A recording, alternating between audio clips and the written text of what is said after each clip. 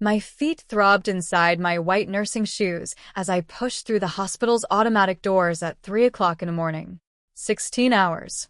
16 brutal hours of back-to-back shifts in the ICU. Watching monitors beep their electronic symphony while families held vigil over loved ones clinging to life. The October wind cut through my scrubs like a blade, carrying the scent of approaching winter and the promise of another exhausting day ahead. Chicago never slept, but at this hour, even the city seemed to pause and catch its breath. Street lights cast amber pools across empty sidewalks, and the distant hum of late-night traffic created a soundtrack I'd grown to associate with bone-deep exhaustion. I fumbled with my keys, hands trembling from fatigue as I approached my Honda Civic. The reliable little car had been my lifeline for 3 years, getting me from my apartment in Pilsen to Mercy General Hospital without complaint until tonight. The engine sputtered to life, with its usual reluctance. But something felt different. Wrong. The temperature gauge needle was already climbing toward the red zone before I'd even pulled out of the parking garage.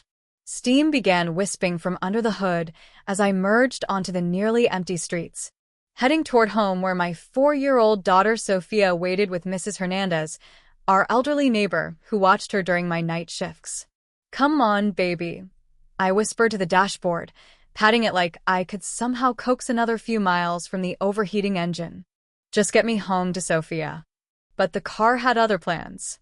3 blocks into Cicero, a working-class suburb that bordered my usual route home, the temperature gauge maxed out, and steam began pouring from the hood in earnest. The engine made a grinding sound that spoke of expensive repairs I couldn't afford, then died completely as I coasted to the curb. I sat in the sudden silence, hands gripping the steering wheel as reality crashed down on me. No car meant no way to get to work. No work meant no paycheck. No paycheck meant no rent, no food, no daycare for Sophia. The cycle of poverty that I'd been fighting since her father disappeared 2 years ago threatened to drag me under once again. My phone screen showed a dead battery symbol when I tried to power it on. Of course, I'd forgotten to charge it during my shift, too focused on keeping a 60-year-old construction worker alive after his 3rd heart attack to think about my own needs. The street stretched before me, lined with modest houses that had seen better decades. Most were dark at this hour, their occupants sleeping the sleep of people with stable jobs and reliable cars. But one house about halfway down the block glowed with warm light from multiple windows. A black SUV sat in the driveway, its sleek surface reflecting the street lights like obsidian. Where there was light, there might be help. And where there was an expensive car, there might be someone with enough resources to let me use their phone or call a cab.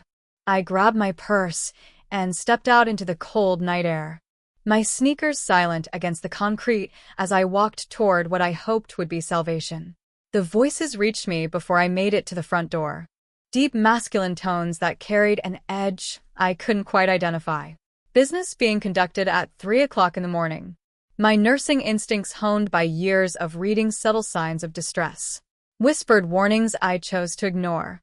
Desperation has a way of drowning out common sense.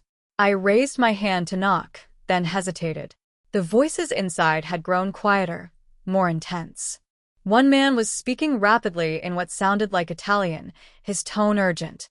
Another voice responded in English, calm but commanding, with an authority that made my spine straighten involuntarily. But Sophia's face appeared in my mind. My little girl, who'd fallen asleep, asking when Mama would come home, who trusted me to always find a way to take care of us both. I knocked 3 times, firm and clear. The voices inside stopped immediately. Complete silence descended, so profound I could hear my own heartbeat thundering in my ears. Footsteps approached the door, measured and deliberate. A shadow moved across the peephole, pausing to study whatever they saw on the other side. The door opened slowly, revealing a man who made my breath catch in my throat. Tall and broad-shouldered, he filled the door frame with a presence that seemed to alter the very air around him. Dark hair swept back from a face that belonged on ancient Roman coins. All sharp angles and commanding authority, but it was his eyes that stopped me cold. Blue-gray like a winter storm. They assessed me with an intensity that made me feel exposed, vulnerable, seen in ways I didn't understand. He wore an expensive suit despite the late hour, the fabric tailored to perfection across his powerful frame. A thin scar traced along his left temple, disappearing into his hairline like a question mark written in flesh. Most unsettling of all was his right hand, partially concealed behind the door in a way that suggested he held something I probably didn't want to see. "Who the hell are you, and what do you want at 3 a.m.?" His voice carried an accent I couldn't place, each word precisely articulated despite the obvious displeasure at being interrupted. "I'm sorry to bother you so late," I stammered, suddenly aware of how I must look. Exhausted, disheveled, still wearing scrubs that carried the antiseptic scent of the hospital. "My car broke down just up the street, and my phone is dead. I saw your lights on and thought maybe I could use your phone to call for help." His eyes never left my face as I spoke, studying me with the focus of a predator evaluating potential prey. Behind him, I caught a glimpse of another man, shorter but equally well-dressed, who watched our interaction with obvious tension. "Your car," he repeated slowly, as if testing the words for truth. "Where exactly?" I pointed back toward my Honda, still visible under a streetlight with steam occasionally puffing from its hood. The Honda Civic. The engine overheated. "I'm a nurse at Mercy General. I was just trying to get home to my daughter." Something shifted in his expression at the mention of my daughter, though I couldn't interpret what it meant. He stepped back slightly, and I caught a clear view of the interior. Expensive furnishings that seemed oddly formal for a suburban home, the shorter man near the hallway entrance, his hand resting inside his jacket in a gesture that sent warning bells through my exhausted brain. "Vincent," the man at the door called without turning around. "We have a situation." That's when I heard it. From somewhere deeper in the house came a muffled sound that made my nursing training kick into overdrive. A groan of pain followed by what sounded distinctly like sobbing. "Is someone hurt?" I asked automatically, taking a half step forward. "I'm a registered nurse. If someone needs medical attention." "No." The word cut through the air like a blade. His hand moved, and I caught a glimpse of black metal before he adjusted his position to block my view. "No one here needs your help." But even as he spoke, I heard the sound again. Someone was definitely in distress. And every instinct I developed over 3 years of emergency medicine screamed at me to investigate. The man in front of me was clearly lying, and the expensive suit couldn't disguise the danger radiating from him like heat from a flame. I should have run, should have backed away, and found another house, another solution, another way home to Sophia. Instead, I found myself staring into those storm-gray eyes and asking the question that would change everything. What's really going on here? His smile was sharp enough to cut glass. That little nurse is exactly what we're about to find out. The silence that followed my questions stretched like a taut wire between us. I watched his face carefully, noting the subtle tightening around his eyes, the way his jaw clenched almost imperceptibly. 3 years of reading micro-expressions in the ICU had taught me to recognize when people were deciding how much truth to reveal. "Vincent," he called again, never breaking eye contact with me. "Handle the Honda situation. Call a shop. Have them tow it and fix whatever's wrong." Discreetly, my heart hammered against my ribs as the reality of the situation began to crystallize. This wasn't a simple request for help anymore. These men were making decisions about my property, my life, without consulting me. The expensive suits, the late-night gathering, the obvious tension when I'd appeared at their door. All of it painted a picture I desperately didn't want to believe. "I appreciate the offer, but I can handle my own car," I said, trying to keep my voice steady. "If I could just use your phone to call a cab." "No." The word cut through my sentence like a scalpel through skin. "You've seen too much already. Step inside." It wasn't a request. The man called Vincent appeared at his shoulder, confirming my worst fears. Up close, I could see the bulge of something metallic beneath his jacket. The way his eyes continuously scanned the street behind me, as if expecting trouble. These weren't ordinary businessmen conducting late-night meetings. "I haven't seen anything," I insisted, taking a step backward. "I just need help with my car." I have a 4-year-old daughter waiting for me at home. Maya Rodriguez, the imposing man at the door said quietly, and my blood turned to ice water. 26 years old, registered nurse at Mercy General Hospital. Lives at 2847 West Sirac Road, apartment 3B. Daughter Sophia, age 4. Currently in the care of Mrs. Carmen Hernandez, apartment 3A. My knees nearly buckled. He knew everything. My name, my address, my daughter's name, even Mrs. Hernandez. How is that possible? I'd never seen this man before in my life. Yet, he recited my personal information like reading from a file. How do you know that? I whispered, my voice barely audible above the thundering of my own heartbeat. I make it my business to know things, especially when those things walk up to my door at 3 o'clock in the morning. He stepped aside, gesturing toward the interior of the house. Inside now. No. The word came out stronger than I felt. I'm leaving. You can keep the car, help. I'll find another way home. I turned to go, but Vincent moved with fluid grace to block my path. Not touching me, not overtly threatening, but making it clear that leaving wasn't an option. Behind me, I heard the door close with a soft click that sounded like the ceiling of a tomb. Sit down, Maya. The man's voice carried an authority that made me want to obey, despite every rational thought screaming at me to run. We need to discuss why your name was already on a list in my office before you knocked on that door. My legs gave out then, and I sank onto an ornate leather sofa that probably cost more than I made in 6 months. The room around me spoke of wealth I could barely comprehend. Original artwork lined the walls. Crystal decanters caught the light from an elaborate chandelier, and every surface gleamed with the patina of expensive care. What list? I managed to ask, though part of me dreaded the answer. He settled into a chair across from me, his movements controlled and predatory. Even seated, he radiated power like heat from a furnace. Tell me about your father, Maya. Diego Rodriguez. The name hit me like a physical blow. My father had died in a car accident when I was 6 years old. Or, at least that's what my mother had always told me.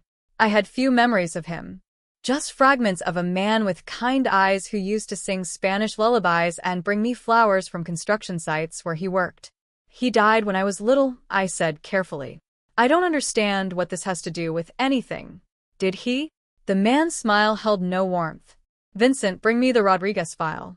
Vincent disappeared into another room, returning moments later with a manila folder thick enough to contain a novel. My captor, because that's what he was now, regardless of the expensive furnishings, opened it with deliberate slowness. Diego Rodriguez, he read aloud, accountant for Salvatore Construction and Holdings, embezzled $2 million over a 6-month period in 1999. Disappeared with the money, leaving behind a wife and 6-year-old daughter. The world tilted sideways. My father hadn't died in an accident. He'd been a thief who'd abandoned us. The careful story my mother had constructed about his tragic death crumbled like paper and rain. That's impossible. I breathed. My mother said, your mother said what she needed to say to protect you both. His fingers drummed against the arm of his chair, a rhythmic sound that seemed to count down to something terrible. Diego Rodriguez stole from the Salvatore family. That money was meant to fund legitimate construction projects that employed hundreds of people. When it disappeared, those people lost their jobs. Families went hungry because of your father's greed. The Salvatore family, I repeated, pieces of a horrifying puzzle clicking into place. You're Lorenzo Salvatore. He said it like a judge pronouncing sentence. And your father's debt didn't die with him. The muffled sounds I'd heard earlier suddenly made sense. Someone else was paying for debts they probably couldn't afford, just as I was about to. The expensive suits, the late-night meeting, the casual way Vincent had moved to block my escape. This was a collection operation and I'd walked directly into it. I don't have any money, I said desperately. I work double shifts just to pay rent. My student loans alone are $80,000. Whatever my father took, I can't pay it back. $2 million, Lorenzo said softly. Plus 25 years of interest brings the total to approximately $2 million. You're right, Maya. You can't pay it back. Relief and terror welled in my chest. If I couldn't pay, maybe he'd let me go. Maybe this nightmare would end and I could return to my simple life of saving lives and raising my daughter. However, he continued, and that single word shattered my brief hope. There are other ways to settle debts. Vincent has been conducting research on all of Diego Rodriguez's remaining family members for the past 6 months. You were already scheduled for a visit next week. Scheduled for what kind of visit? But I already knew I didn't want to hear the answer. Lorenzo stood and moved to a window that overlooked the street where my broken Honda sat under a street light like an abandoned dream. The kind where we discuss how a young nurse might work off her father's obligations to my family. That's not legal. You can't hold someone responsible for another person's debts. His laugh was soft and infinitely more frightening than any shout would have been. Legal is a flexible concept in my world. Maya, what matters is honor, family, and the settling of accounts. Your father dishonored my family. Now you have the opportunity to restore that honor. And if I refuse, Lorenzo turned from the window, and the look in his storm-gray eyes made my mouth go dry. Then you'll discover that there are worse things than debt. And some of them involve 4-year-old girls whose mothers make poor choices. The threat to Sophia hit me like a fist to the chest. Whatever was happening here, whatever dark world I'd stumbled into, my daughter was now part of it. The man standing before me held power I couldn't comprehend and resources I couldn't fight. He'd know my name before I'd knocked on his door, had files on my family, could reach into my life and pluck out everything that mattered to me. What do you want? I asked, hating how defeated I sounded. For now. Cooperation. Vincent will take care of your car and insure Mrs. Hernandez knows you'll be delayed getting home. You'll stay here until I decide how best to handle this situation. Stay here. For how long? Lorenzo returned to his chair, picking up a crystal glass I hadn't noticed before. The liquid inside caught the light like liquid amber. That depends entirely on how quickly you accept that your old life ended the moment you knocked on my door and how willing you are to embrace whatever comes next. As if to emphasize his point, another muffled cry came from deeper in the house, followed by the sound of Vincent's footsteps heading toward the basement. I was trapped in a world where debts were paid in ways I couldn't imagine, where my father's crimes had marked me as surely as if I'd committed them myself. You're insane if you think I'll just accept this, I said, though the words felt hollow, even as I spoke them. Lorenzo's smile was sharp as broken glass. Give it time, Maya. You'll be surprised what you can accept when the alternative is losing everything you love. The penthouse elevator climbed 37 floors, each electronic chime marking another layer between me and the life I'd known just hours before. Lorenzo stood beside me in silence, his presence filling the confined space like smoke. I watched the numbers change on the digital display, counting down to whatever fate awaited me in the clouds above Chicago's loop. Vincent had assured me that Mrs. Hernandez received a call explaining I'd been delayed by car trouble and would return tomorrow evening. The lie tasted bitter in my mouth, but what choice did I have? Sophia was safe, and as long as she remained that way, I'd endure whatever came next. The elevator doors opened to reveal a hallway that belonged in an architectural magazine. Polished marble floors reflected ambient lighting that seemed to emanate from the walls themselves. A single door waited at the end, its dark wood carved with intricate patterns that probably cost more than my annual salary. "Welcome to your new home," Lorenzo said, producing a key card from his jacket. The lock responded with a soft click, and he gestured for me to enter first. The penthouse took my breath away despite my determination to remain unimpressed. Floor-to-ceiling windows wrapped around the main living area, offering a panoramic view of Chicago's skyline that made me feel suspended between earth and sky. The furnishings spoke of wealth so vast it seemed abstract. Leather sofas that looked hand-stitched in Italy, artwork that belonged in museums, a kitchen with granite countertops that gleamed like black water. "This is where you'll stay while we work out the details of your situation," Lorenzo said, removing his jacket with fluid movements that drew my attention to the powerful lines of his shoulders. Beneath the expensive suit, he moved like a predator, comfortable in his own skin. You mean while you figure out how to use me to pay my father's debt? I corrected, wrapping my arms around myself. The scrubs I wore felt shabby and out of place against such opulence. Among other things, he poured himself a drink from a crystal decanter, the amber liquid catching light like liquid gold. Are you hungry? Tired? The casual domesticity of the question caught me off guard. I want to call my daughter. Of course. He handed me a sleek black phone. Vincent programmed your number. 1 call, 5 minutes. Don't say anything to alarm the child. My hands trembled as I dialed Mrs. Hernandez's number. The familiar sound of Sophia's sleepy voice nearly broke my composure. Mama, when are you coming home? Soon, baby. I managed, forcing lightness into my tone. The car had some trouble, but it's being fixed. Are you being good for Mrs. H? Uh-huh. She made me chocolate milk and said I could watch cartoons until you got back. Is the car very broken? Not too broken. I should be home tomorrow evening. I love you so much, Sophia. I love you too, Mama. Don't be sad about the car. Daddy's car used to break all the time, too. The mention of her father, my ex-boyfriend, who disappeared when Sophia was 2, sent a pang through my chest. Another man who'd left us to deal with consequences he'd created.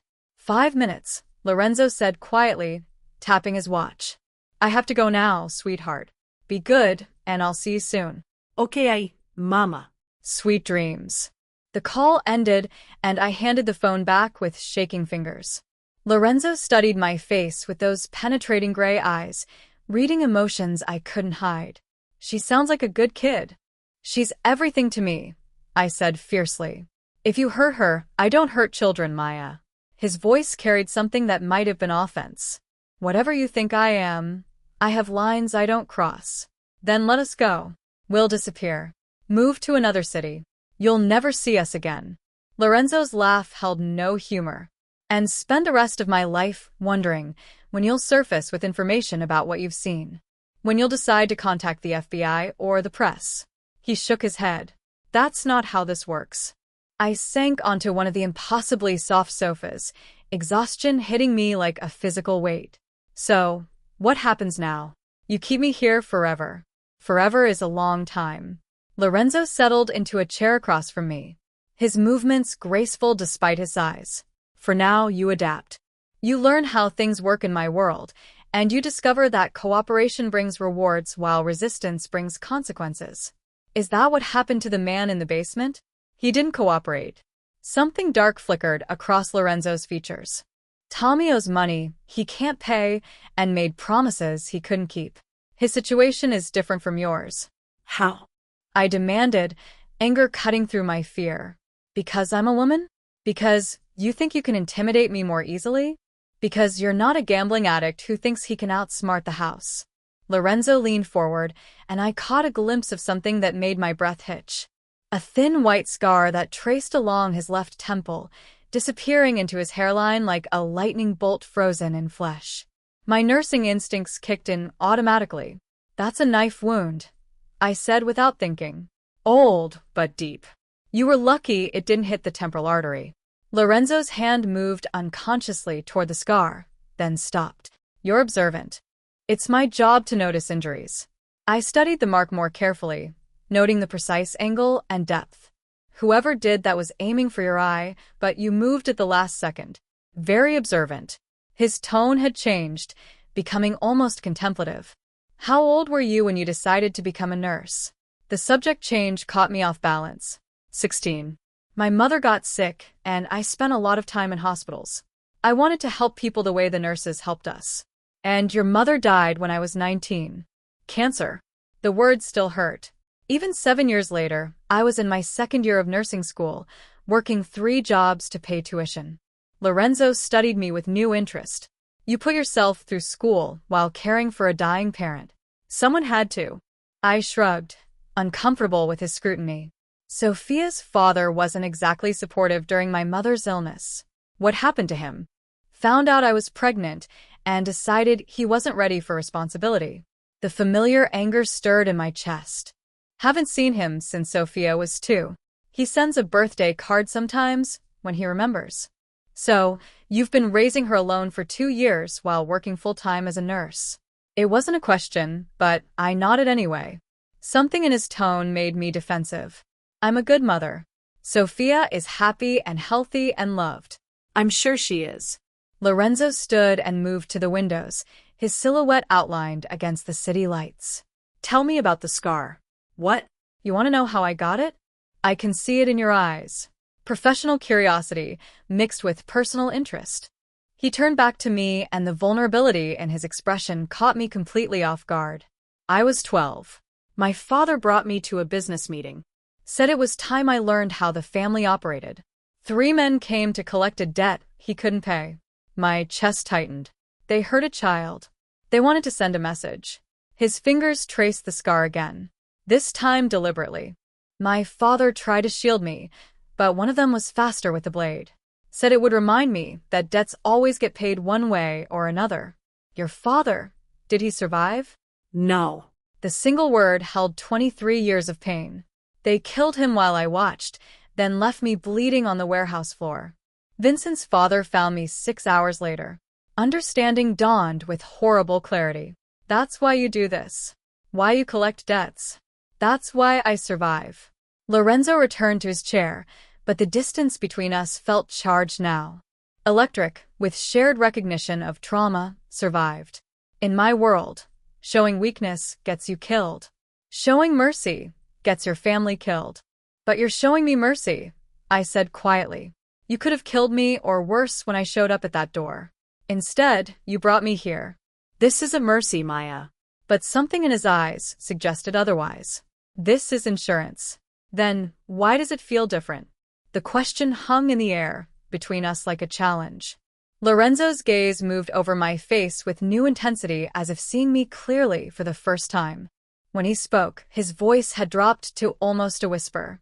Because you're not what I expected. What did you expect? Someone harder. Someone already corrupted by the world your father moved in. He paused, choosing his words carefully. Instead, I found someone who puts herself through hell to save strangers and raises a child alone while working 16-hour shifts.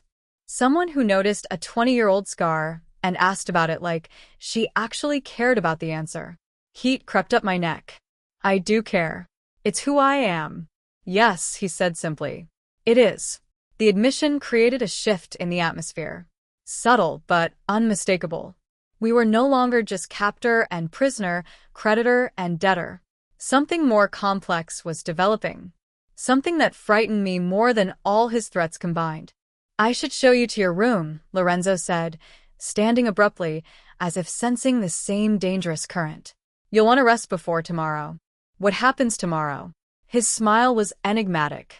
Tomorrow, you start learning what it really means to be part of my world. 3 days passed in a strange, suspended reality.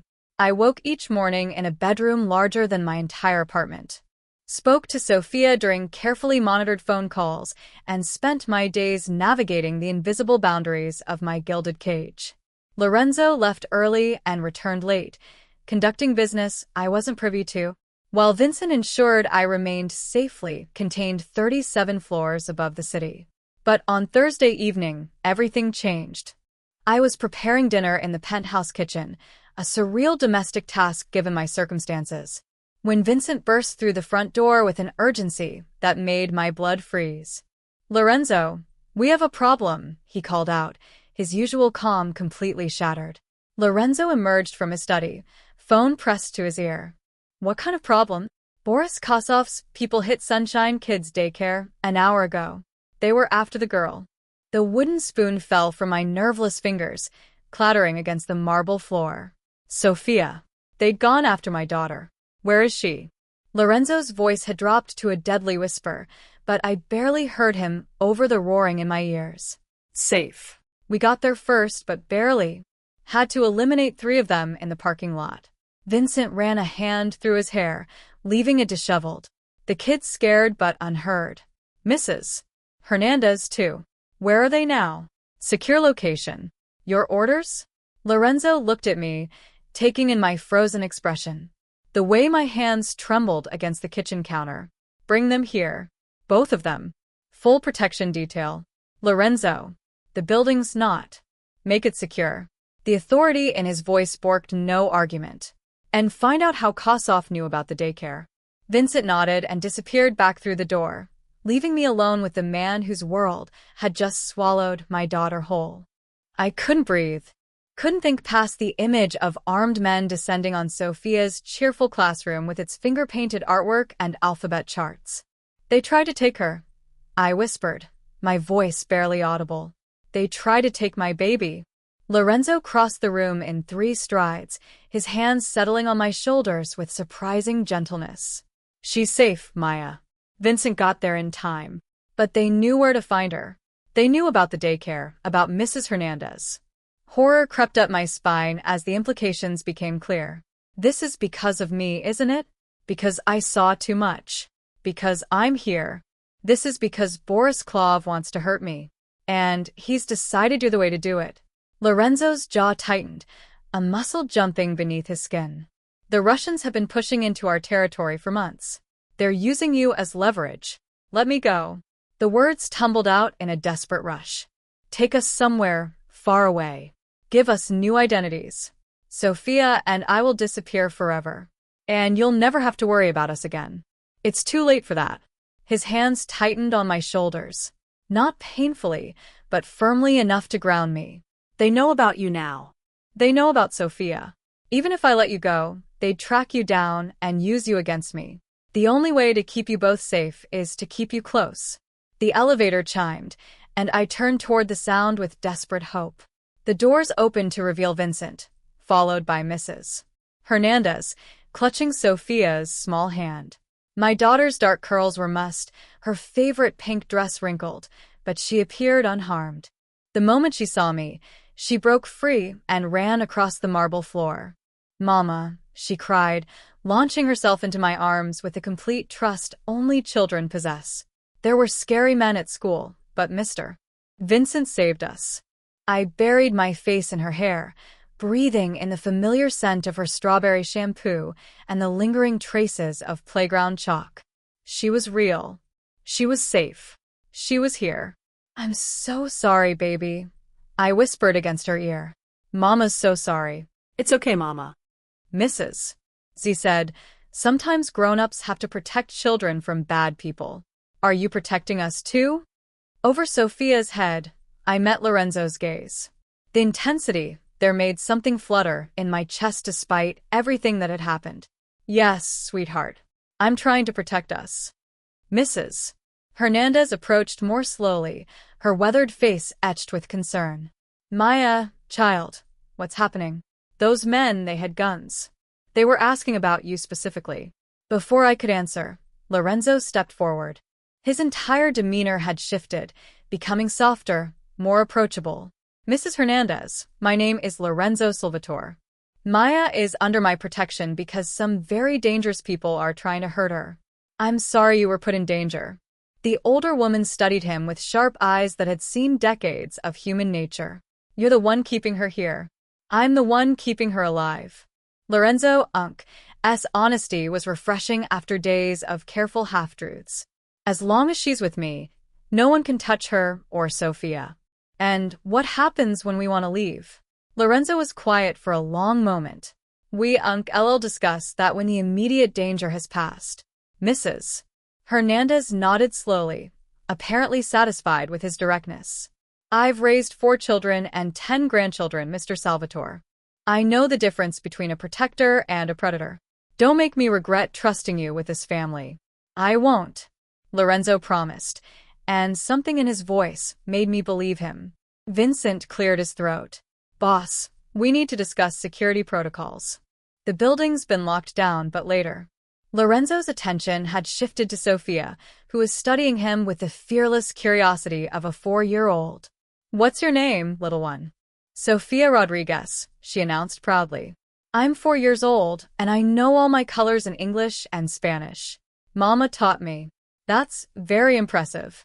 I'm Lorenzo. "This is my home, and you're very welcome here." "It's really big," Sophia observed, craning her neck to take in the soaring ceilings. "Do you live here all by yourself?" "Usually, but now I have guests, which makes it much more interesting." Sophia giggled, already charmed. Mama says I'm interesting, too. Sometimes too interesting. I can't believe that. Lorenzo Unk's smile was genuine, transforming his entire face. Are you hungry? I think we can find something good in the kitchen. As he led Sophia away, chatting easily about her favorite foods and cartoons, Mrs. Hernandez moved to stand beside me. He's not what I expected, she said quietly. What did you expect? A monster? Someone who would terrify a child? She watched Lorenzo lift Sophia onto a bar stool with careful hands, his entire focus on making her comfortable. Instead, I see a man who's trying very hard not to let his own darkness touch something innocent. You think he's genuinely trying to protect us? I think he's in love with you, Mrs. Hernandez said simply. And I think that scares him more than any enemy ever could. Her words hit me like a physical blow. I wanted to deny it, to insist that whatever was developing between Lorenzo and me was just Stockholm Syndrome or desperation. But as I watched him patiently answer Sophia's endless questions while Vincent discussed security measures in low tones, I couldn't ignore the truth. Something had shifted between us over the past 3 days. The careful distance we'd maintained was crumbling, replaced by a dangerous intimacy that grew stronger each time our eyes met across the penthouse. I'd caught him watching me when he thought I wasn't looking, his expression unguarded and hungry, and I'd found myself responding to his presence in ways that terrified me. Maya. Lorenzo's voice drew me from my thoughts. We need to talk about Boris Klov. About what this means for your safety. I nodded, following him to the study, while Mrs. Hernandez supervised Sophia's impromptu snack. The moment the door closed behind us, Lorenzo's careful composure cracked. I should have anticipated this, he said, running both hands through his dark hair. Should have known they'd use you to get to me. How could you have known? I didn't even know I existed in your world until 3 days ago. Because you matter to me. The admission hung between us like a confession. And in my world, caring about someone makes them a target. My heart hammered against my ribs. Lorenzo, I know it's insane. I know it makes no sense. He turned to face me, and the vulnerability in his gray eyes made my breath catch. But somewhere between watching you worry about that scar and seeing you comfort your daughter, you became more than just Diego Rodriguez's debt to me. What am I then? He crossed the room slowly, his movements predatory and graceful. When he reached me, his hands came up to frame my face with shocking gentleness. You're the first person in 23 years who's made me want to be better than what I am. The kiss was inevitable. Had been building since that first night when I'd foolishly knocked on his door. His lips were warm and firm, moving against mine with a hunger that stole my breath and ignited something desperate in my chest. I should have pushed him away. Should have remembered that he was dangerous, that he held my life and Sophia's in his hands.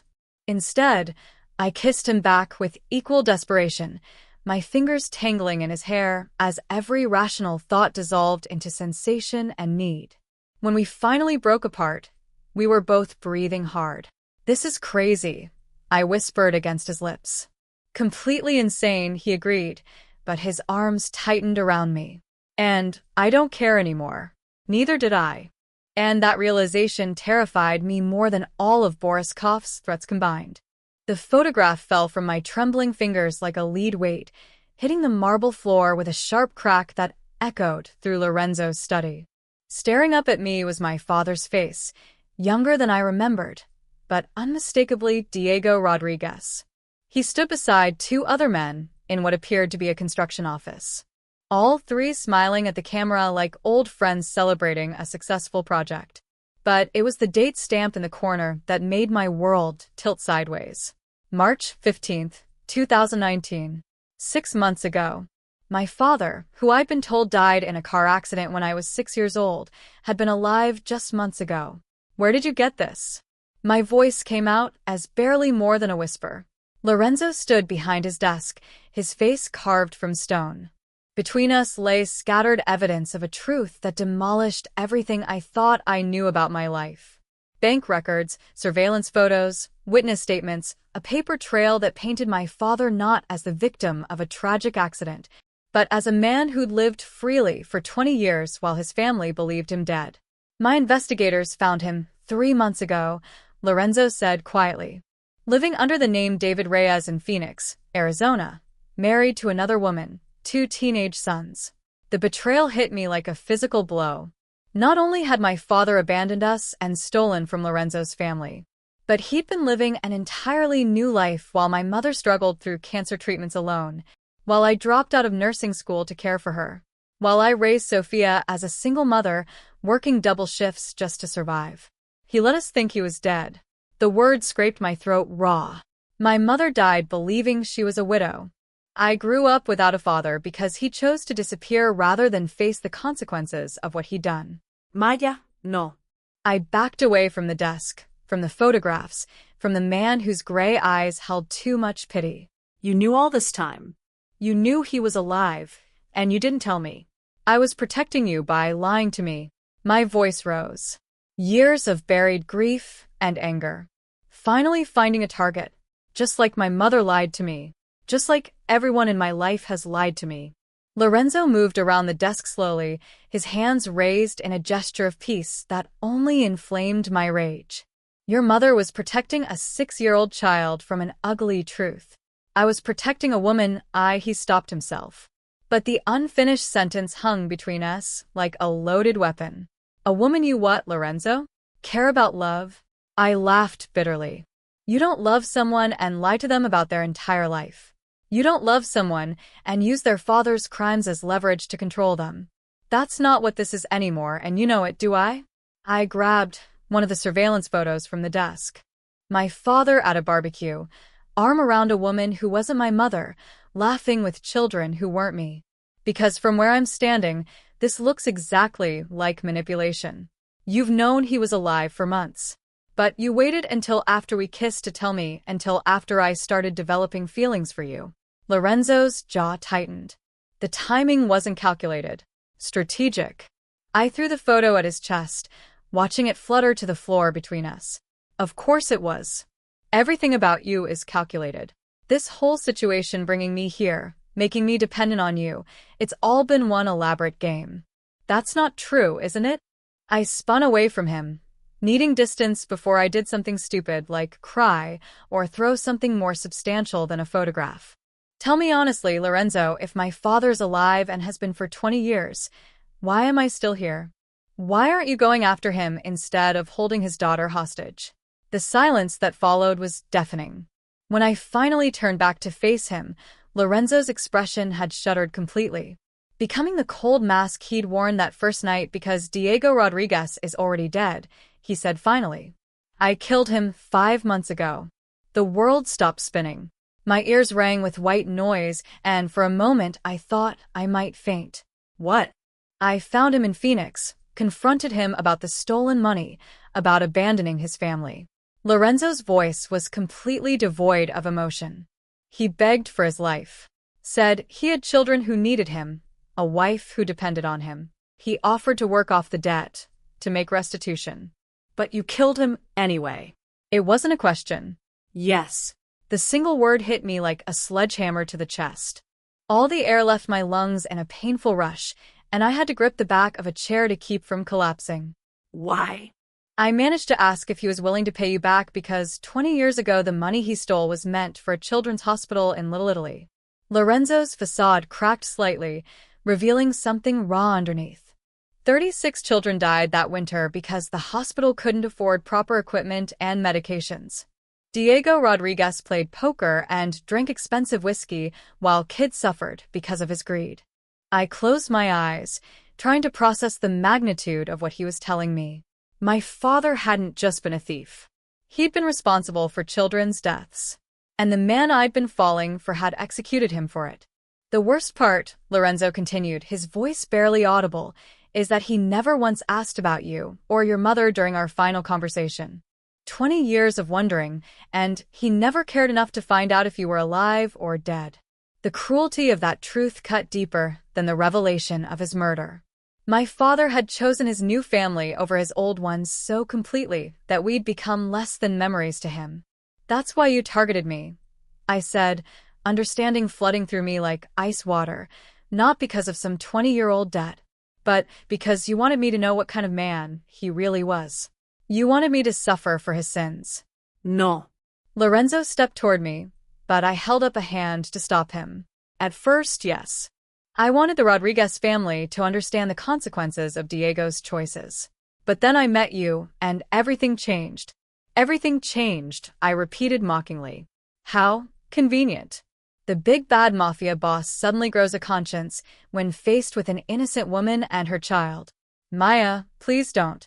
The word came out sharp enough to cut. Don't you dare ask me to understand or forgive this. You killed my father, however terrible he was, and then you seduced me with lies and half-truths. I never lied about my feelings for you. Your feelings? I laughed, but it sounded more like a sob. You don't have feelings, Lorenzo. You have strategies. You have objectives. You have ways of getting what you want from people who are too stupid or desperate to see through you.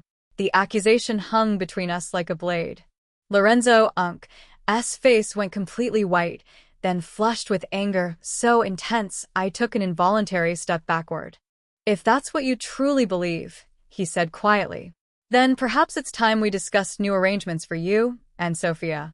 What kind of arrangements? The kind where you get exactly what you've been asking for since the moment you arrived.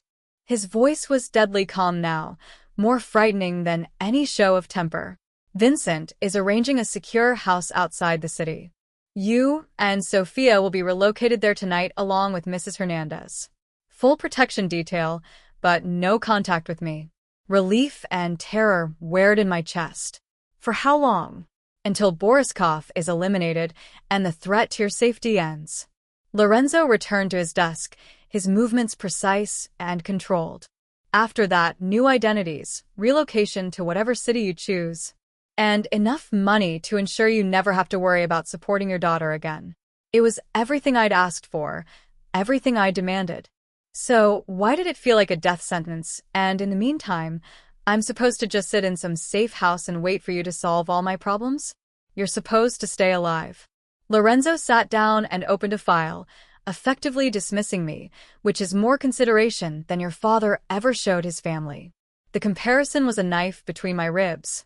I wanted to argue, to fight, to demand he look at me instead of those damned papers. But what was the point? He'd shown me his true nature, and I'd shown him mine. We were strangers again, bound only by circumstances neither of us had chosen. When do we leave? I asked. Tonight, Vincent will handle the details. I waited for him to say something else, to acknowledge what we'd shared over the past week. But Lorenzo had already retreated behind the walls that protected him from the world. And I was no longer welcome inside. Fine. I walked to the door on unsteady legs, my hand trembling as I reached for the handle. But I want you to know something, Lorenzo. He looked up then, and for just a moment, I saw a flash of the vulnerable man who'd kissed me like I was his salvation. I could have forgiven you for killing my father. I could have even understood it, given what you told me about those children. I met his eyes directly, letting him see the pain he'd caused, but I'll never forgive you for making me believe that what we had was real.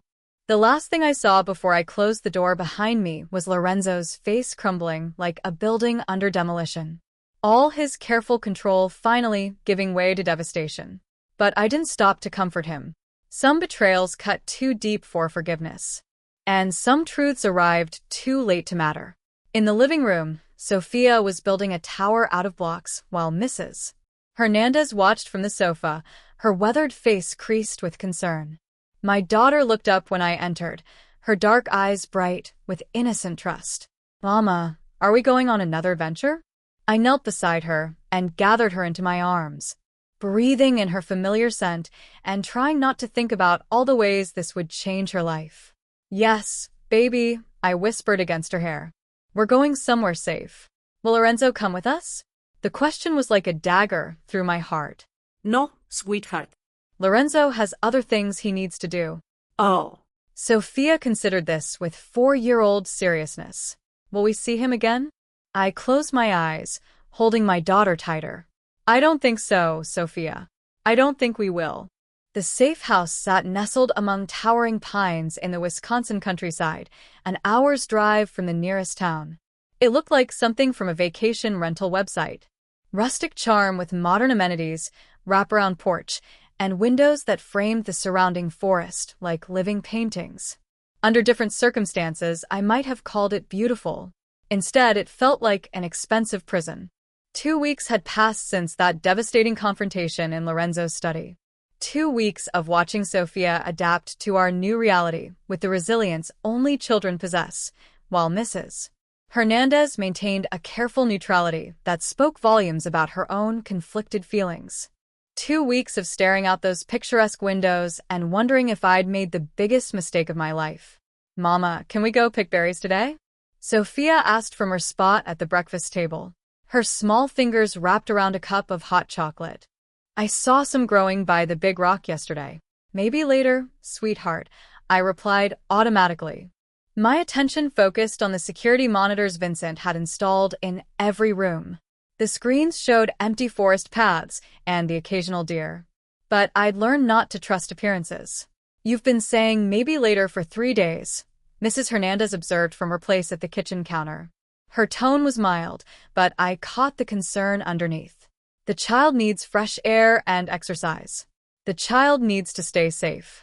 The words came out sharper than I'd intended, and I immediately regretted them when Sofia's face fell. "I'm sorry, baby," I said, kneeling beside her chair. "Mama's just worried about keeping us protected. How about we build that fort in the living room you've been asking about?" Sofia nodded, but her enthusiasm was dimmed. At 4 years old, she didn't understand why we'd left the exciting penthouse for this isolated house.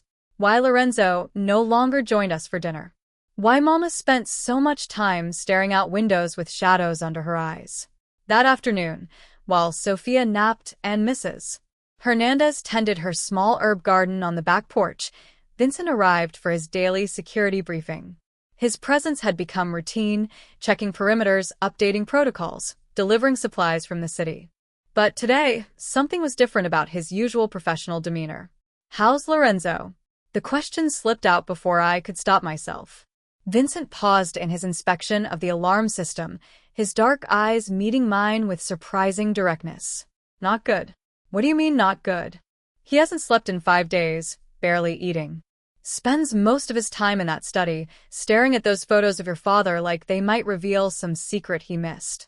Vincent's voice carried a frustration I'd never heard before. "Yesterday, I found him sitting in his car outside Sofia's old daycare at 3 o'clock in the morning, just watching the empty building." My chest tightened painfully. "That doesn't concern me, doesn't it?" Vincent stepped closer, and I saw something like anger flash across his features. "Because the Maya Rodriguez I met 2 weeks ago wouldn't have been able to sit in this house for 14 days, knowing the man she loves is falling apart. Without her, I don't love him." The lie tasted bitter on my tongue. Right. "That's why you ask about him every day. That's why you haven't touched the new identity papers I brought last week or made any plans to leave once this is over." I turned away from his penetrating stare. But Vincent wasn't finished. "Do you know what he did 3 nights ago?" "I told you I don't." Boriskov reached out through intermediaries, offered to end the territorial war in exchange for one thing. My blood turned cold. "What thing?" "You." The simple word hit me like a physical blow. I sank onto the sofa, suddenly unable to support my own weight. "'Cause once you deliver to him within 72 hours, or he'll escalate his attacks on Salvatore operations. Hit our legitimate businesses. Target family members. Make it a bloodbath that draws federal attention." Vincent sat across from me, his expression grave. You know what Lorenzo's response was? I shook my head, not trusting my voice. Va. Total, uncompromising war. He'd rather watch his empire burn than hand you over to a man who would torture you to death just to prove a point. Tears stung my eyes.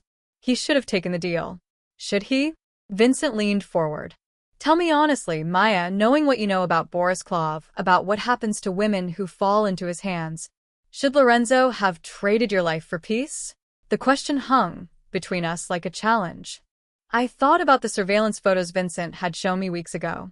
The grainy images of Koff's previous victims, women who'd been found in pieces, their bodies bearing evidence of prolonged torture that had been intended as messages to their loved ones.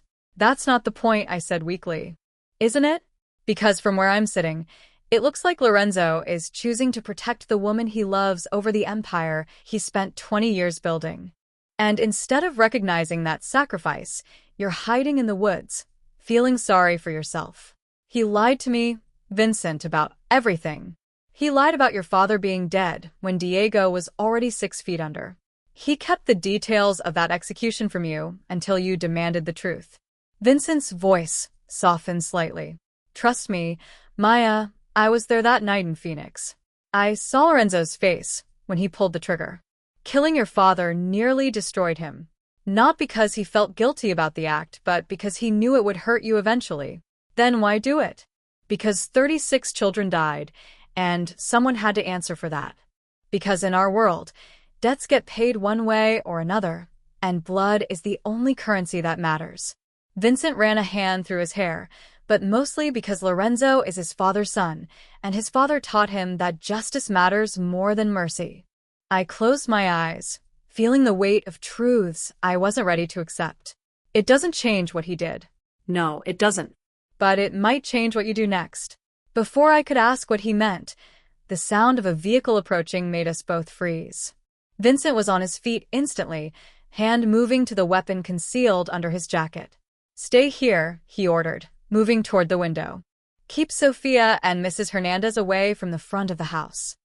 But as he peered through the curtains, his posture relaxed slightly. It's Anya. I recognized the name. One of Lorenzo's trusted associates, a woman whose icy efficiency had always intimidated me. Vincent opened the door to admit her, and I saw immediately that something was wrong. Anna's usually pristine appearance was disheveled, her face pale with what looked like genuine fear.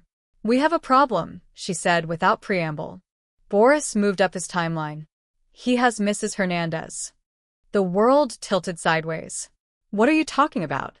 Mrs. Hernandez is on the back porch. Anna shook her head grimly. Check again.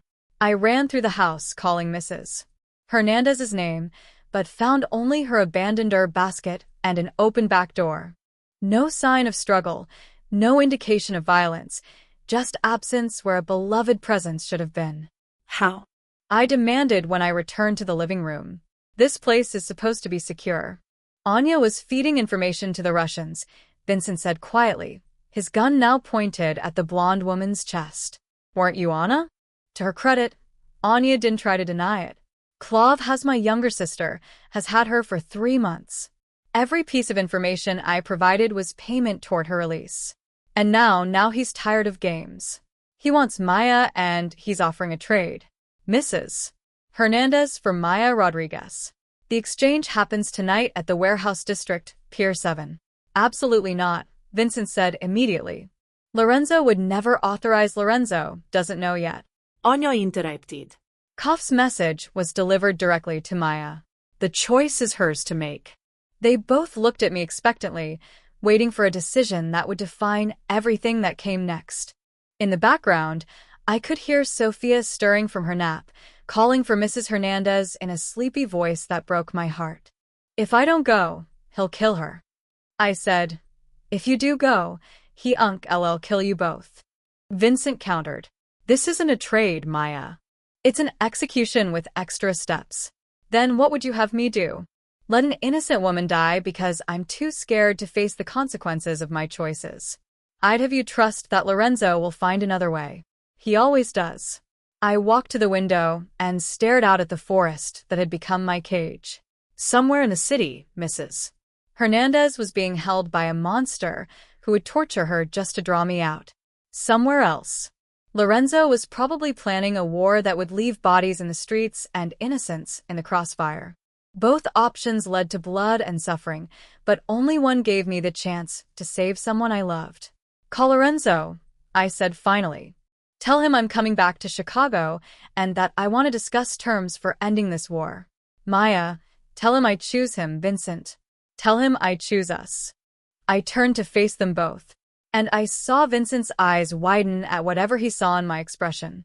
But this time, we do things my way. For the first time since I'd known him, Vincent smiled. Yes, ma'am. I'll make the call. As he stepped outside to contact Lorenzo, I went to wake Sophia from her nap. Whatever came next, we would face it together. All of us. As the family we'd somehow become, despite every obstacle that had tried to tear us apart. The war for our future was about to begin, and I was finally ready to fight. The warehouse district at night looked like a graveyard of Chicago's industrial past. Abandoned buildings stretched along the river like broken teeth, their shattered windows reflecting the few working streetlights that hadn't been shot out by years of gang warfare. The smell of rust and decay hung heavy in the October air, mixing with the distant scent of the lake to create an atmosphere that felt like death itself. I crouched behind a stack of shipping containers with Lorenzo at my side, both of us dressed in black tactical gear that made us nearly invisible in the shadows. My hands were steady as I checked the medical supplies in my pack one final time. Field dressings, morphine, clotting agents, everything I might need if this went as badly as we all expected it would. You don't have to do this, Lorenzo whispered, his voice barely audible even at close range. Vincent can handle the medical support. Vincent isn't a trained nurse, I replied quietly, adjusting the earpiece that connected me to the rest of his team. And Mrs. Hernandez trusts me. If she's hurt, she'll need someone familiar to keep her calm. Through the green tint of my night vision goggles, I could see Lorenzo's jaw tighten. The past 6 hours had been a whirlwind of preparation and strategy. But underneath all the tactical planning, tension crackled between us like a live wire. Our confrontation 2 weeks ago remained unresolved, buried beneath the immediate crisis, but not forgotten. Positions. Vincent's voice crackled through our comms. Boss, you've got movement on the north side. For vehicles, headlights off. Copy that. Lorenzo touched his throat. Mike, Maya, remember the plan. You stay behind cover until we confirm Mrs. Hernandez's location. No heroics. I nodded, though every instinct I developed as a nurse screamed at me to rush toward anyone who might need help. But this wasn't the sterile environment of a hospital emergency room. This was war, and the wrong move could get us all killed. Boris Koff had chosen Pier 7 for good reason. The long concrete structure jutted into the Chicago River like a finger pointing toward downtown, offering clear sight lines in all directions while limiting approach routes. Stacks of shipping containers created a maze of potential hiding spots, but they also provided cover for snipers and ambush points. Target acquired, came another voice through the comm system. One of Lorenzo's men positioned on a nearby rooftop. I've got eyes on an elderly woman, mid-60s, gray hair. She's tied to a chair about 50 m from the end of the pier. My heart clenched. Mrs. Hernandez, the woman who'd been like a grandmother to Sophia, who'd never asked for anything more than the chance to help a struggling young mother. Now she was bait in a trap designed to destroy the people she'd come to care about. How many hostiles? Lorenzo asked. Minimum 8 that I can see. Probably more in the containers. And boss. The sniper's voice carried a note of concern. Koslov's got something with him. Looks like a child. The blood drained from my face as the implications hit me. Sophia. Negative. Vincent's voice cut through my panic. Sophia's secure at the backup location with our people. But there's definitely a kid down there. Anya's sister. I realized he brought both hostages. Lorenzo's curse was creative and vicious. This changes everything. Vincent, redeploy teams 2 and 3 to cover potential civilian casualties. Rules of engagement are now extreme prejudice.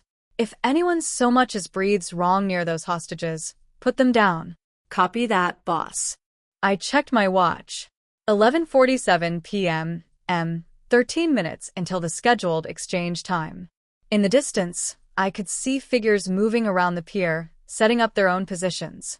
Boris Koff wasn't taking any chances either. Maya. Lorenzo's hand found mine in the darkness, his fingers threading through my own with desperate intensity. If this goes sideways, it won't. If it does, he continued, ignoring my interruption. I need you to know that everything I told you in that study was true about your father, about why I had to kill him, about how I feel about you.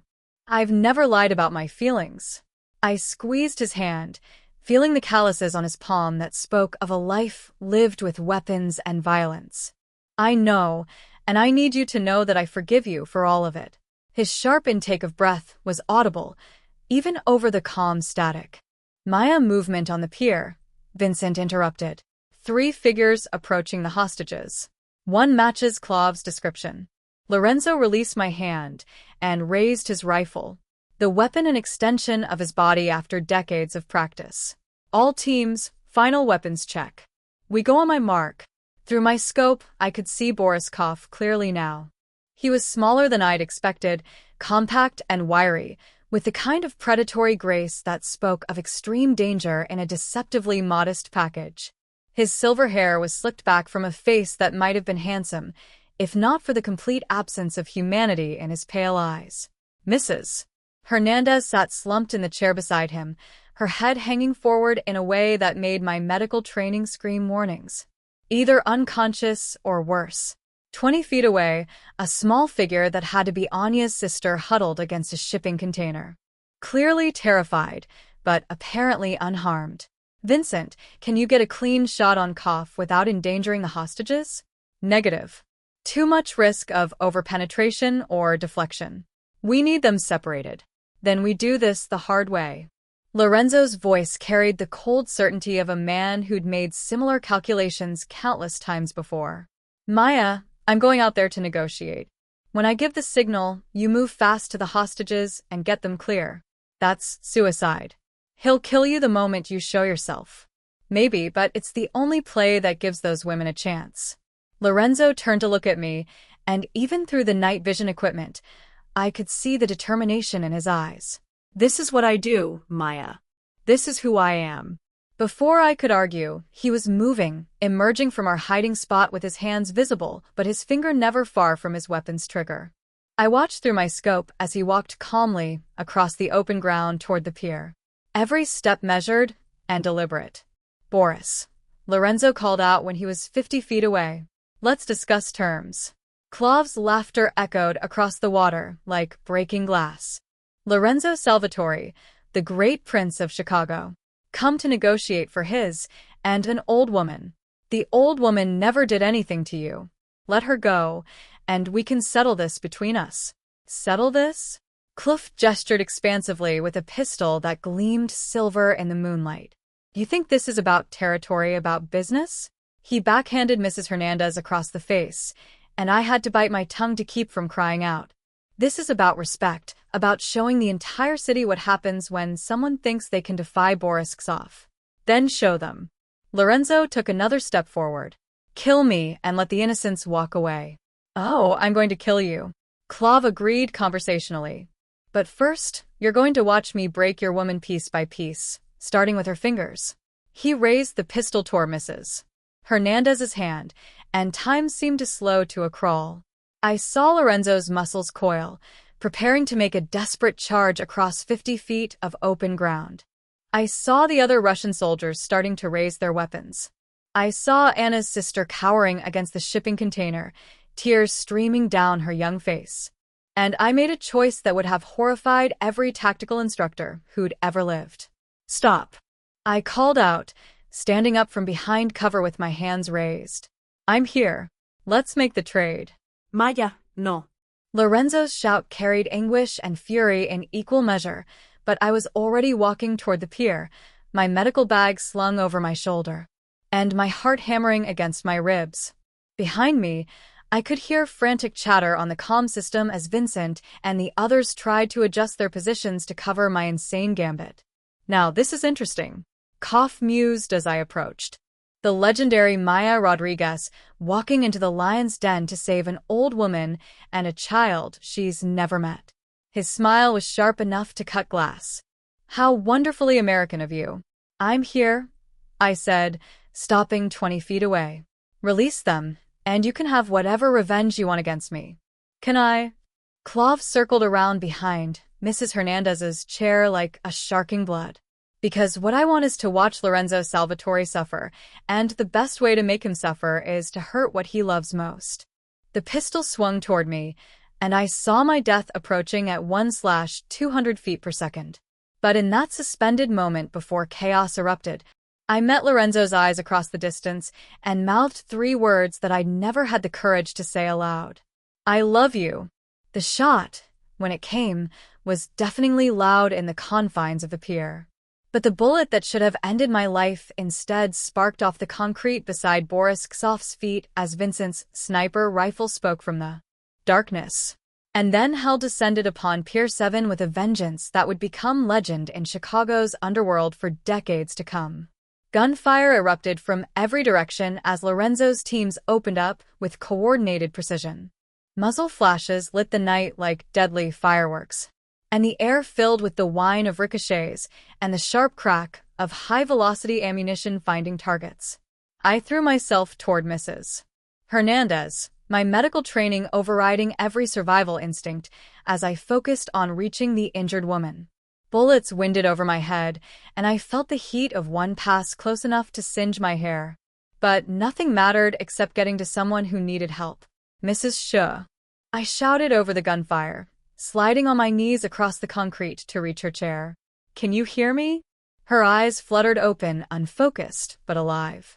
Blood trickled from her split lip, and I could see bruising around her wrists where the ropes had cut into her skin. But she was conscious and breathing. Maya, she whispered. Child, what are you doing here? Getting you home? I promised, pulling out a knife to cut her bonds. Hold on to me. But as I helped her to her feet, a shadow fell across us both. Boris Klov stood 5 feet away, his pistol trained on my chest and madness dancing in his pale eyes. You stupid little, he snarled. Did you really think you could walk into my operation and play hero? I think she just did. Lorenzo Unk's voice came from directly behind him. Koff spun around, but Lorenzo was already moving, his combat knife finding the Russian's throat in one smooth motion that spoke of decades of lethal experience.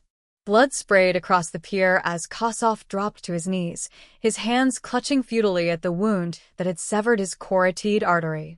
That's for threatening my family, Lorenzo said quietly and pulled the blade free.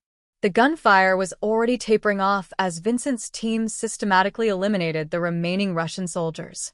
In the sudden relative quiet, I could hear Anna's sister sobbing with relief as one of Lorenzo Unk's men cut her free from her restraints.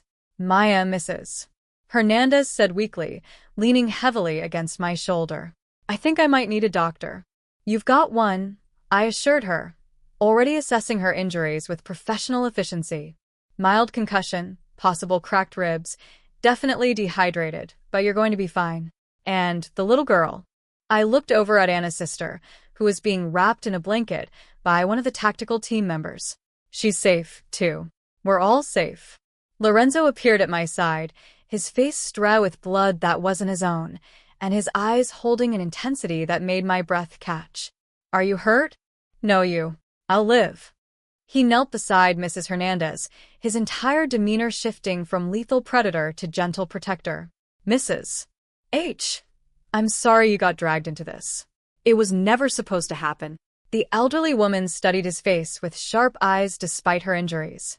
You came for me. Of course I did. Your family and Maya. What is she to you?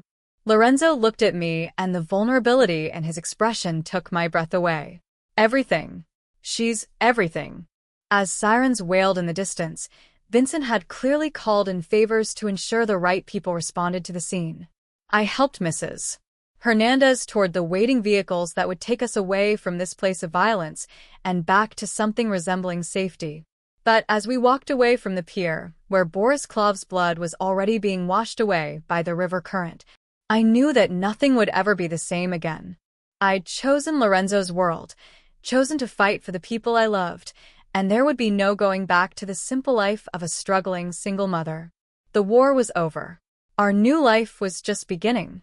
6 months had woven a tapestry of new routines in our Lake Forest home. From the grand windows of the marble foyer, I watched Sophia, a vibrant 4-year-old, lose herself in the sun-dappled enclosed garden alongside Mrs. Hernandez. Her peals of laughter, pure and unburdened, still struck me with a profound joy after the trials we had endured. She meticulously crafted fairy houses from gathered twigs and petals, completely absorbed in a fantastical world where the greatest peril was a curious bumblebee. The aftermath of the peer shootout hadn't been an instant healing. Those initial weeks were a delicate dance of recovery, physical for Mrs. Hernandez and emotionally profound for us all.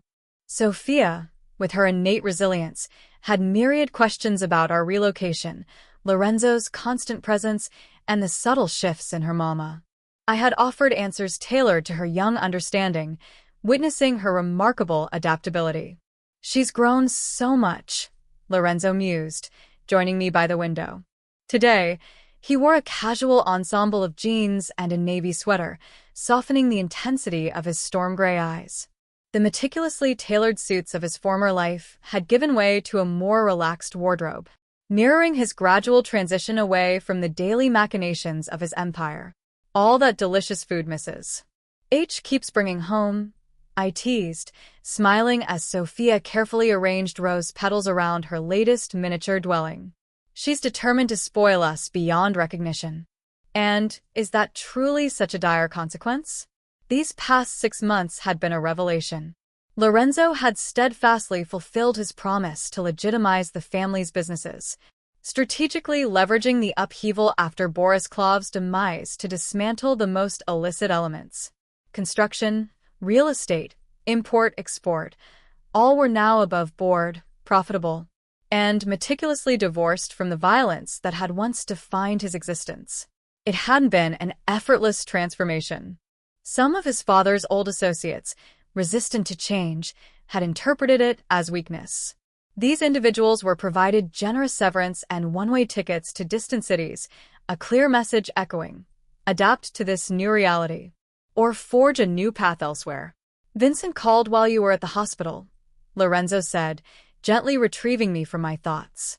"The last of the New York families have ratified the territorial boundaries. No more disputes concerning the docks." I nodded, the intricacies of the underworld's politics still a complex foreign language, despite months of careful tutelage. "That's good."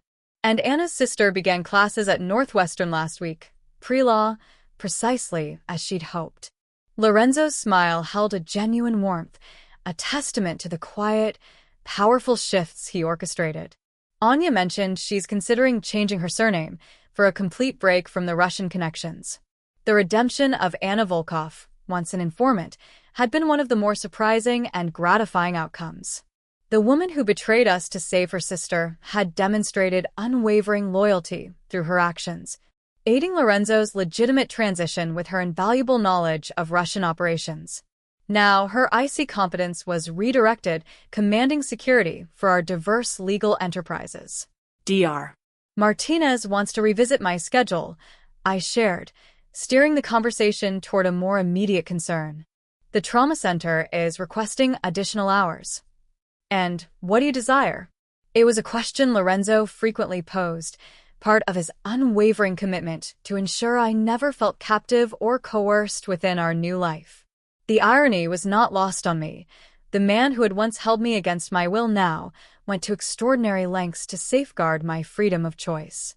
"I wish to help more people," I admitted, "but I also want to be here when Sophia returns from school.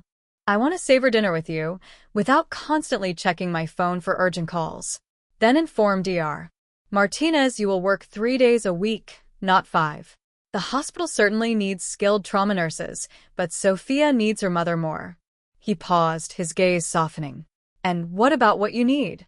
Lorenzo turned to face me fully, his hands rising to cup my face with that gentle reverence that, even after all these months, could still take my breath away. "I need you to be happy. I need Sophia to be healthy and safe. I need Mrs. Hernandez to keep preparing those magnificent Sunday dinners that will undoubtedly necessitate me investing in larger suits." His thumb stroked my cheekbone. "Everything else, my love, is negotiable." The engagement ring on my left hand shimmered in the afternoon light, casting fleeting rainbows across the polished marble. Lorenzo had proposed 3 months prior, not with grand public declarations, but intimately, privately, in the kitchen as I prepared pancakes for Sophia's birthday breakfast. He had simply knelt beside my chair, his voice raw with an emotion I'd never before heard from him, and asked for the honor of becoming his wife. I had said yes before he could even finish the question. Speaking of negotiations, I murmured, my arms encircling his neck. Sophia has been inquiring about a baby brother or sister. Lorenzo's eyes widened slightly. Has she now? Very specifically. She wants to know if you and I are going to have a baby together, or if we need to adopt one, like her friend Emma's parents did. I grinned at his expression. I told her these things require time and planning. A wise answer, he agreed, his hand settling at my waist, drawing me closer. And what did you tell her about the timing? That we discuss it after the wedding. I paused, studying his face. Unless you're having second thoughts about marrying a woman with so much baggage? Maya Rodriguez, Lorenzo said, his voice imbued with profound seriousness. You quite literally walked into my life through a broken-down car and a door I should never have opened. You rescued me from becoming the very man my father was. You helped me build something far better than what I inherited. And you showed me what it truly means to love someone more than power or money or respect. His voice dropped to a whisper. If anyone should harbor second thoughts, it is surely you. Never, I affirmed, my voice unwavering. I choose you, Lorenzo Salvatore. I choose this life, this family, this beautiful, complicated chaos we've forged together. The kiss that followed was cut short by the sound of the front door opening and Sophia's voice echoing through the house. Mana. Lorenzo, come see what Mrs. H and I made in the garden.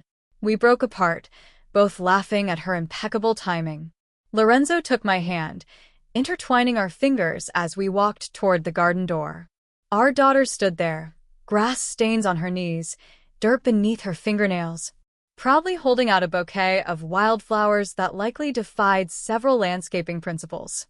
It's beautiful, baby, I said, accepting the slightly wilted offering with sincere reverence. It's for your wedding, Sophia announced importantly. Mrs. H says brides need flowers, and store flowers are boring. Garden flowers have more love in them. Over her head, Lorenzo and I exchanged a look, a silent communication that contained months of shared understanding, quiet moments of building trust, and the deep, abiding contentment that comes from finally finding your place in the world. Garden flowers it is, Lorenzo agreed solemnly. We wouldn't want a boring wedding.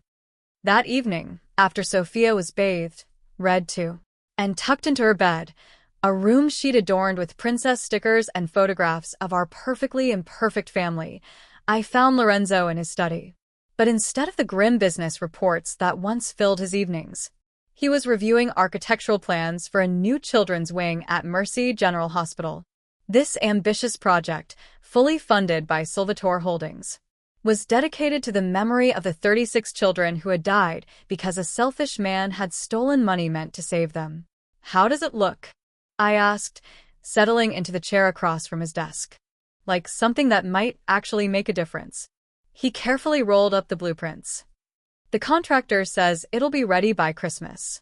Diego would have approved, I said quietly, a first since our devastating confrontation months ago where I had voluntarily spoken my father's name. Lorenzo looked up, surprise flickering across his features. You truly believe so? The man I remember from childhood stories? Yes, I replied. He loved kids. Always brought me little presents. Used to talk about making the world better for the next generation. Whatever he became later, whoever he chose to be when he stole from you, that wasn't the father I loved. This hospital wing honors the memory of who he should have been. Lorenzo stood and moved around the desk, pulling me to my feet and into his arms. I love you, Maya Rodriguez, more than I ever thought it was possible to love another person. Soon to be Maya Salvatore, I corrected, pressing a soft kiss to the thin scar on his temple, a mark that had become as familiar to me as my own reflection. Soon, he agreed, holding me tighter. Though I must warn you, being married to me comes with certain occupational hazards, such as Vincent wanting to throw us an engagement party that would make the mayor jealous, Mrs. Hernandez secretly planning a wedding menu for 3 months, and Sophia informing me that she expects to be the most important person in the wedding party, meaning we'll likely need to design the entire ceremony around her preferences. I laughed, envisioning our 4-year-old meticulously directing a formal wedding with the same intensity she brought to constructing fairy houses. I think we can handle those particular hazards. And the rest of it? The fact that some will always see you as the wife of a former crime boss? The reality that our children will grow up with bodyguards and security protocols? Lorenzo's face was earnest. I cupped his face in my hands, ensuring his gaze met mine. I walked into your world voluntarily. I fought beside you when it mattered. I chose this life, knowing exactly what it would entail. Besides, I smiled, our children will also grow up with parents who love them fiercely, who will protect them without fail, and who will teach them that family is worth fighting for above all else. I believe that matters more than anything. Later that night, as I lay beside Lorenzo in our bed, listening to the gentle hum of our home settling around us, I traced the contours of the journey that had brought us here. A broken-down car, a desperate knock on an unknown door, a man dangerous enough to execute my father, yet tender enough to read bedtime stories to my daughter. None of it should have worked. By every logical measure, Lorenzo and I were an improbable match, a trauma nurse and a former mafia boss, a struggling single mother and a man who had forged an empire from violence and fear. Yet, somehow, in the delicate space between these contradictions, we had discovered something profoundly real, enduring, and worth every sacrifice we had made to safeguard it. Tomorrow, Sophia would awaken in a house where she felt unequivocally safe and cherished. Mrs. Hernandez would prepare breakfast, her soft Spanish lullabies filling the kitchen. Lorenzo would navigate whatever challenges his burgeoning legitimate businesses presented, but he would return home for dinner. For family was now his immutable priority. And I would embark on my shift at the hospital, saving lives and making a tangible difference in the world, secure in the knowledge that, at the close of each day, a home brimming with love awaited me. Sometimes, the wrong door leads precisely to the right place. Sometimes, the most terrifying choice turns out to be the safest one imaginable. And sometimes, a broken car and a midnight encounter can irrevocably change everything in the most exquisitely unexpected ways. I was no longer the desperate woman who had knocked on Lorenzo's door that fateful night. I was stronger, more dangerous in my own right, and utterly certain of where I belonged. I belonged here, with him, building something far more extraordinary than either of us could have ever conceived alone.